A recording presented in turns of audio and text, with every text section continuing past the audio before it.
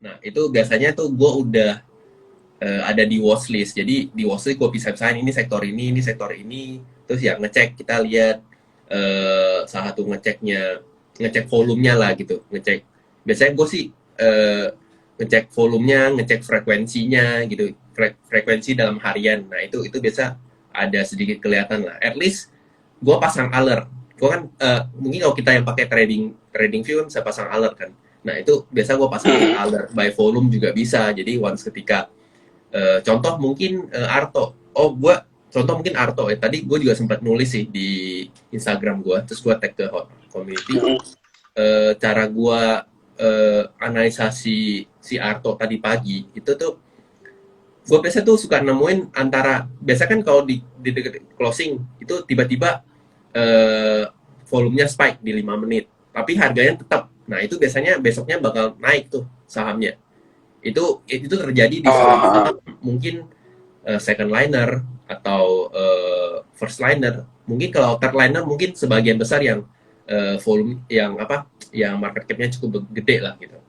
Nah itu bisa jadi tanda-tanda kita bisa main besoknya. Jadi ketika dia closing tiba-tiba ada spike volume tapi harganya tetap, kuncinya cuma dua ini, dia spike volume tapi harganya tetap nggak naik. Nah itu besoknya biasa ada kenaikan besok paginya. Kemudian kalau case Arto tadi yang sempat gua share itu dia Arto kemarin di markdown, dia harganya turun pas closing, tapi turun tanpa volume, volumenya kecil banget. Nah kemarin kalau nggak salah di CH gue sempat ngomong kayaknya gue besok perhatiin Arto deh gitu. Nah tadi sempat gue perhatiin gitu, jadi itu cara, dan ternyata hari ini naik gitu. Ya itu biasa sih kalau gue screeningnya sih seperti itu.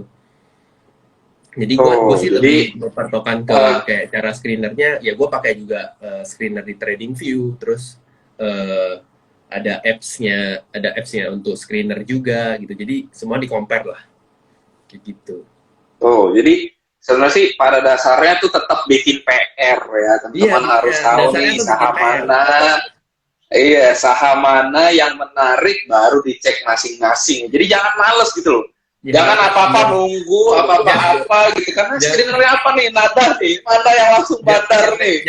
Pokoknya gua harus ketemu yang bandar aku gitu. Nah makanya jadi pada dasar itu kita CH kan, kita sambil clubhouse itu kita ngobrol tuh sama Om Kus, sama Om Heldi, sama yang lainnya, sama Project. Itu kan kita sambil screening, itu benar-benar kita sambil ngobrol tuh sambil screening gitu. Jadi oke, gue udah dapet saham-saham yang kira-kira oke gitu. Karena itu lumayan gitu, makanya kalian mesti kerjain PR. Tetep lah harus bikin PR ya, karena mau nggak mau kita tuh nggak bisa tiba-tiba on the spot ya. Mungkin ada lah ya sekali dua kali on the spot, karena pada dasarnya ya saham itu kan bergerak mengikuti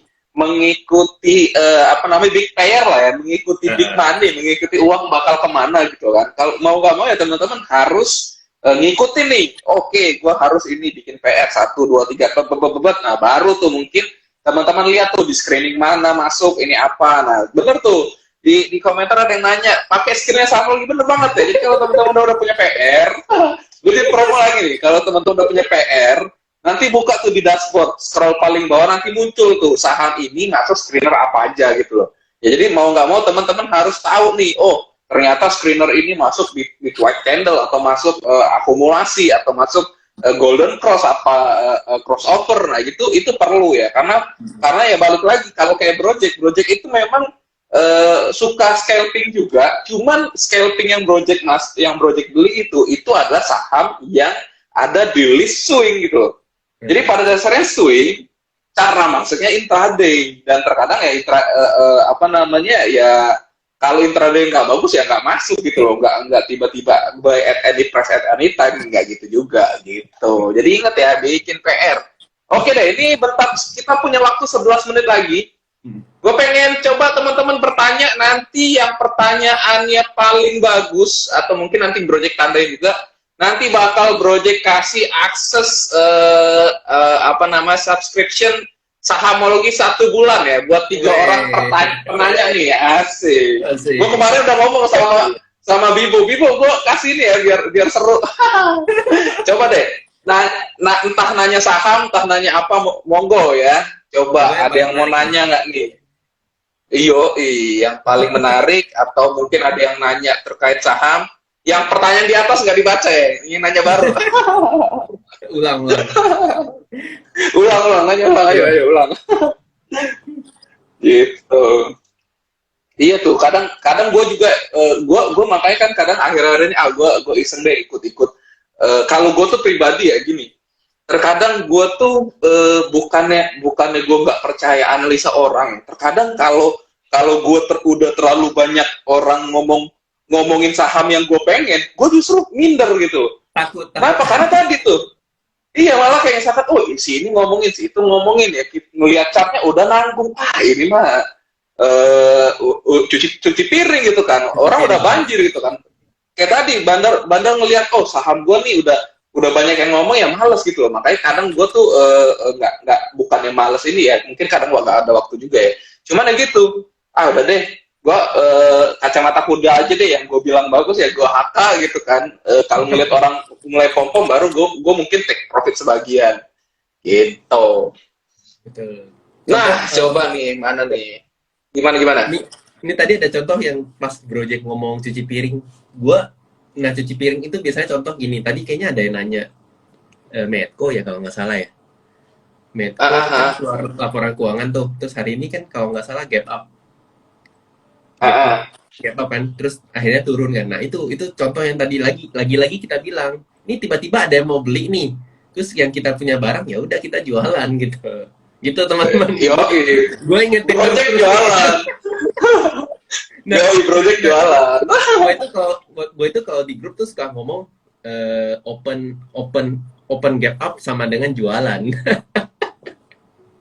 Oh, open game up so. Yo, gue dari kemarin udah beli Medco. Hari ini terbang jualan. Ngapain nggak jualan? Jangan. Mana nih? Yang mana ya? Mungkin kau Handi juga kalau ada yang lucu boleh disanggah, nanti kita catat namanya. Bisa sambil lihat-lihat juga. Nih gue lagi nyari yang lucu nih. Apa nih?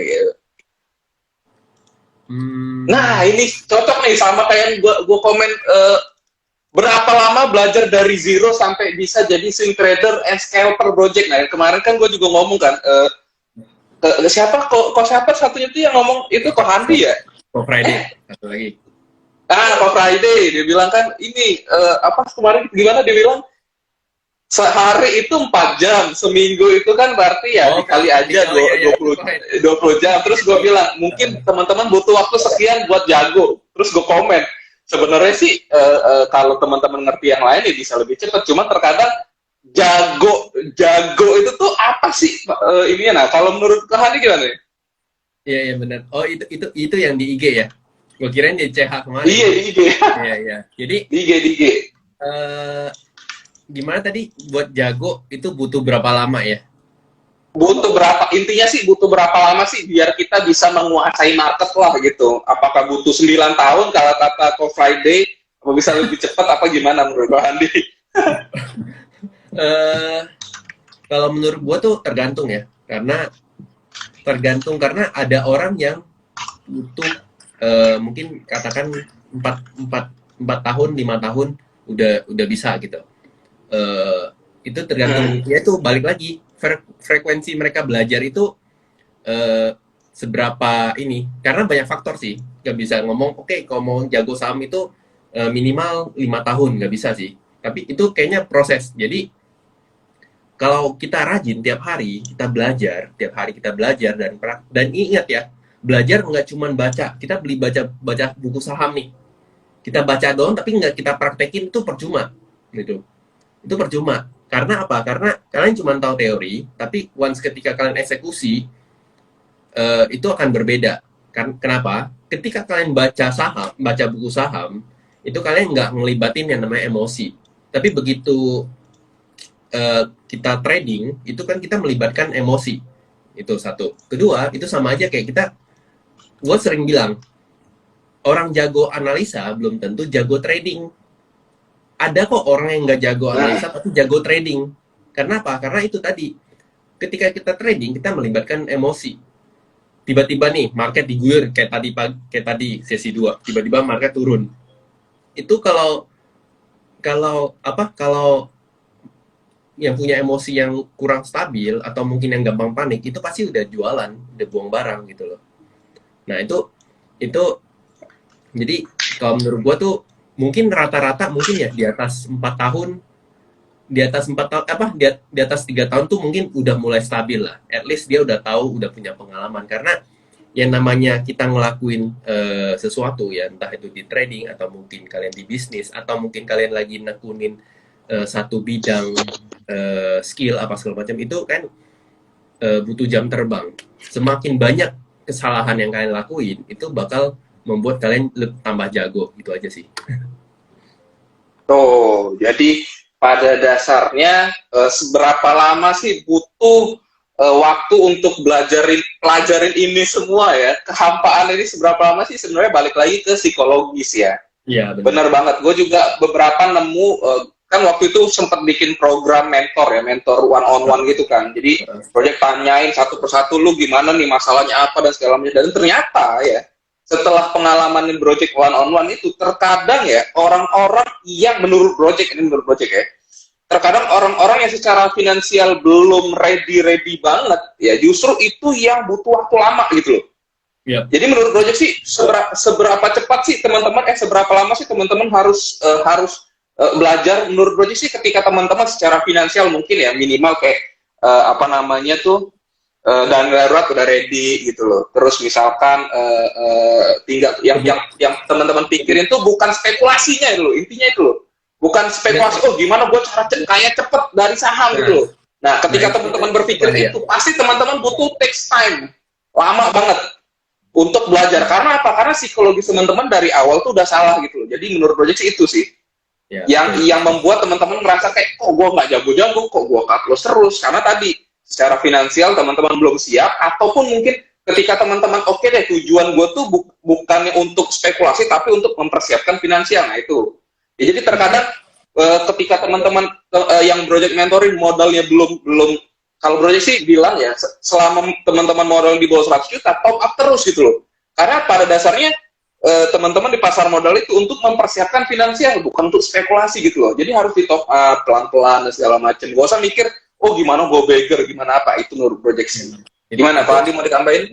Iya benar. Itu menurut gue jadi dulu tuh gue sempat ditanya kok mau trading for living itu bisa nggak ya? Gue bilang gue aja tuh masih belum berani trading for living. Karena apa? Karena gini untuk bisa trading for living atau kalian mau hidup dari saham itu yang pertama yang harus kalian lakukan itu adalah kalian at least punya dana darurat. Kedua, kalian udah siapin makanan uang kebutuhan sehari-hari kalian itu at least 1 tahun.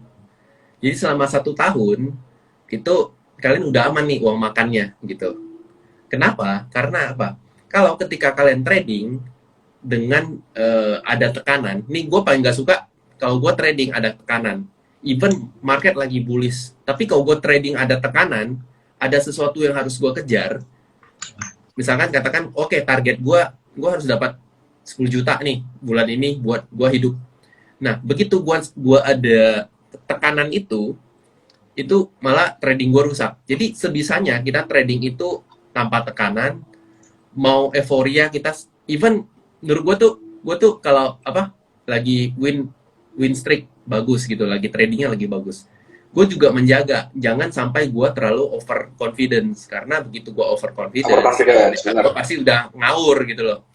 Enggak, kadang kita saking pedenya terlalu pede, akhirnya kita kadang terlalu cincai terlalu menganggap enteng analisa kita gitu. Iya benar. Jadi trading itu ngajarin kita balance. Jadi balancing.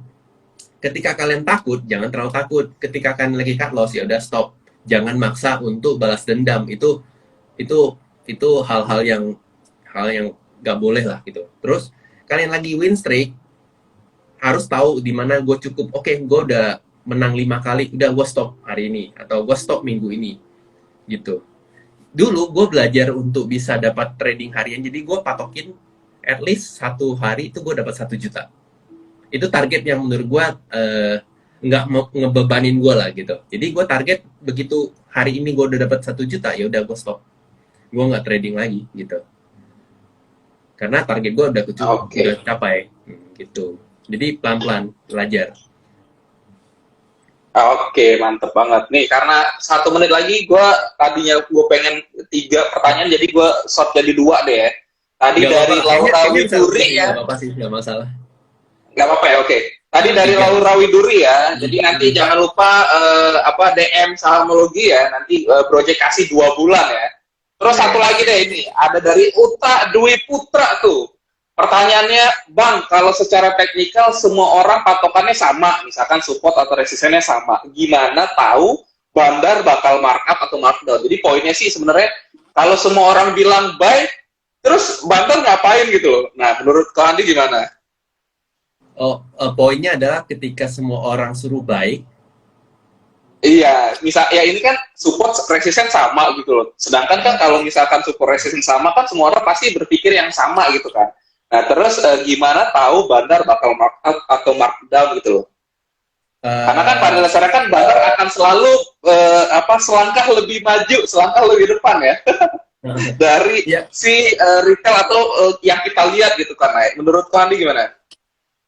kalau menurut gue kalau misalkan at least mayoritas pasti akan misalkan beli di area itu, pasti yang punya barang akan ngakalinnya. Nggak mungkin ini ngakalinnya antara emang dia nggak akan nurun ke sampai di harga itu atau justru ngerusakin barangnya gitu. Kan ada tuh kita sering ketemu rata-rata pasti orang akan CL di harga katakan support terkuatnya lah. Support terkuat misalnya satu saham, support terkuatnya 500. Ini support ini udah dites 4-5 kali tapi nggak jebol-jebol. Tiap kali itu naik, terus dia naik lagi, mantul lagi. Nah, kalau ketika orang udah mulai ngerasa, oh ini supportnya terkuat, kadang tuh ada si pemilik atau big playernya iseng tuh sengaja jebolin. Kan banyak tuh kalau misalnya, oke, katakan risknya kecil, kita sebutnya risknya kecil nih ya, harga 500 ya, paling 480 kita buang lah. 1-2% di bawah support kan biasanya jadi area CL kita. Nah, kadang tuh kita kebanyakan pasti orang pasang auto order sell.